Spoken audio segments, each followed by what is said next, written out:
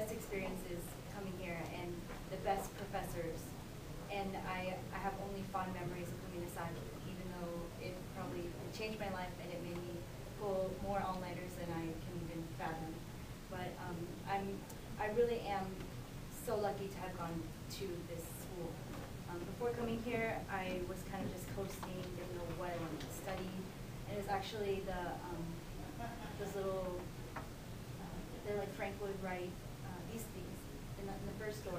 One of them looks like Frank Lloyd Wright designed it, but I would see them passing by and I would go to my really boring classes and I just kind of hated going to school. And my first semester here, I took Garcia Design 1. And I really struggled with it. Of course, people have no idea how hard it is to be an architecture student. But something, you just know it. You guys wouldn't be here right now. You wouldn't be pulling all-nighters if you didn't have a passion for it. And that passion can take you wherever you want to take you. I'm a second generation Mexican-American. My grandparents came from Mexico, had dirt floor house, and I'm so fortunate to have had teachers like Marisol that encouraged me to expand, to see the world. Now I live in Brooklyn. I went on a study abroad program to Italy with Mr. Connors, and that's what really propelled me to try to go to another school. It was kind of like my decision, or to go to another state. My decision once I came back, that I actually wanted to apply to Barcelona, somewhere in Barcelona, but it's kind of hard to do. And my strategy was to find a city that I wanted to live. Because I love San Antonio with all my heart, but there's so much you can gain from, in terms of architecturally, educationally, like just growing, becoming someone who appreciates everything, culture, that appreciates you can learn from everything. I knew that I had to leave San Antonio. And I'll always come back, and I always love coming back, but there's so much more. And so I just chose cities that I liked. I've never been to San Francisco. I chose California College of the Arts, Chicago, which is a really amazing city, and New York City. I never even wanted to live there. It's kind of ironic, but I knew that I would always say, like, if I was gonna make it there, then I knew I could make it. So straight out of Design 4, pulling a week of all-nighters, I just said I'm gonna make the move, and I decided that once I got into Pratt, I decided that I had to go there because it was the top-ranking school that I got into. I didn't get into California College of the Arts, which I think is kind of, not college, sorry, Chicago, Illinois. Where's the school? IIT? IIT, yeah. It's more technical. But, and I also applied to UT, and everybody was pretty upset that year because they weren't accepting students, knowing that our teachers all are from there and are amazing teachers. So now I'm in Pratt, and if I had gone to another city, I think it would probably tell you the same things. I'm not here to only vouch for Pratt, and it's really expensive, and it's hard to make the move. But what I see, what I recognize, and I know my parents supporting me and all my professors supporting me, realize is that it's so much more than just where you go to school. It's where you live, the opportunities that you take there. I saw it as the city as a class. It was like a history class, a culture class. And so anytime I have free time, which you don't get very much when you're first there, and now I'm a fourth-year student, I go to museums as much as I can. Even if you go to a party, there's something architecturally stimulating about it. There's people that you can meet and network. And when it comes down to it, it's not that hard to get in there. It just takes like a passion. You have to have a passion for what you're doing, and that'll convey in your portfolios. I will say that my portfolio was kind of creative, but my grades here were in design they were because I was really passionate about it, but in other classes, like I had bad grades in math, and I struggled with science, and that's something that I feel like people are at SAC because maybe they had something that held them back from financially or personal issues, and I struggled with all of these things. But ultimately, I was just really excited about what I was doing, and I wanted to push it further. Pratt is an amazing school, I will say that, even though I encourage you guys to apply to out of the country and in other cities, but what makes leaving and I went straight to Brooklyn, but everyone's on the same page. Like you're probably going to transfer into a class with a bunch of freshmen, 18-year-olds, and I was older, so that's already an obstacle, but it's just people working their butts off and trying to excel in something that they're passionate about. And they really, just a warning, if you transfer anywhere in a school at the level of Pratt, they're going to work you so hard. They're going to try to break you and make you drop because they don't want students that aren't sure. And actually, this is some of the first year work. I would spend like all night long every single week. I pulled 3 all-nighters, but it was worth it because it made me. I had the experience from being here, and students don't have the same kind of experience. Transfer students didn't have to do what we had to do with SAC, and so you're already going to have a leg up there in that category of like, being able to endure that kind of a workload, but also the passion. I feel like sometimes like this. Okay, for example, this project that we did for Esperanza Center. It was kind of a small scale. It was a really small scale little pavilion for their backyard center. And what I think that can be appreciated, and people will appreciate this, whatever school you go to, is that when you put your heart into something, it really shows. And I feel like, to be honest, like I feel like that's what I got. I don't want to badmouth any part of the institution, but they accept students sometimes, I feel like, based on their international status, and I think that probably happens in a lot of schools.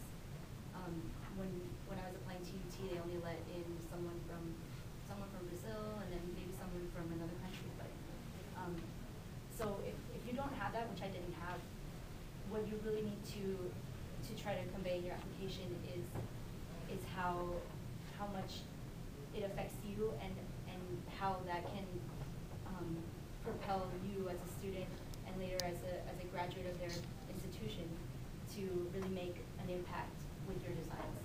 And it's not to say that you're going to change the world, but that you really care about what you're doing and how that affects people. For example, the project that I'm doing right now, I haven't been this excited about a project since probably OHU. We get to build a satellite classroom in Colombia, in a small town called Barranquilla. So we start out with researching the whole history of Colombia and the people and how they're affected by the drug war and their living conditions, and then we get to study materials. And I have all these bruises on my arms and cuts on my hands because I'm working in a metal shop. I'm always in a wood shop, and we're making things that are like 10 feet tall, and hopefully we'll build a full-scale model in a couple of weeks. And what will come of that is hopefully we will get a grant to go to Colombia and build this structure and get it sponsored. And that's just one of the things one of the classes that they offer. Another class, there's a catalog over here that I'll leave with you so you can look at some of the classes, but one of the classes that I hope to take next year is about restaurant design. And you have to pay like an extra $300, and you get to go to all the top restaurants in New York City. And there's one, Morimoto. I went with Teresa for my birthday, and it's designed by Tadao Ando. It's like the most beautiful place with the best sushi you'll ever eat in your life. And this is what you get to do for a class, and that's just kind of like the posh things you get to do. But it sounds amazing, and then you can also take construction management classes, but it always will be hard, and you just get used to it. You always will get used to pushing yourself, but at the same time, at the level that you put into your work, you get to socialize and go to parties and concerts and things like that. But what happens in this kind of an atmosphere is that you learn from doing those things. So I feel like I want to kind of engage you guys in a conversation right now if you have any questions, because it's just more about like you have the desire to, don't let anything stop you. I applied without knowing if I could go, and I applied to as many schools as I could, and this is what came of it. So if you don't apply, you're not going to go anywhere, and you may not even go to UTSA. And for me, I didn't apply to UTSA, and I have many friends that have gone there, but I just didn't want to be stuck in a place where I felt like I wasn't going to be able to ever leave. And now I'm in a path where next year, I'm living in Brooklyn. Next year, I get to do a study abroad program in Rome.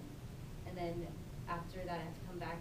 I say I have to come back. I'm going to go back to Brooklyn, and then ultimately I hope to move to Europe and work in Europe. And I feel like if I had gone to UTSA, I might have gotten stuck in a routine. Or, I mean, not to say that Texas schools aren't, if I had gotten into UT, I probably would have gone there, but it's just, I feel like I'm fearless because of the fact that my teachers here inspired me to apply. And I talked to so many of my friends who went to school with me here, and they said that they're scared to, or they just can't, there's obstacles, but there's not so many obstacles to apply. Like, that's the bottom line. What's stopping you from applying?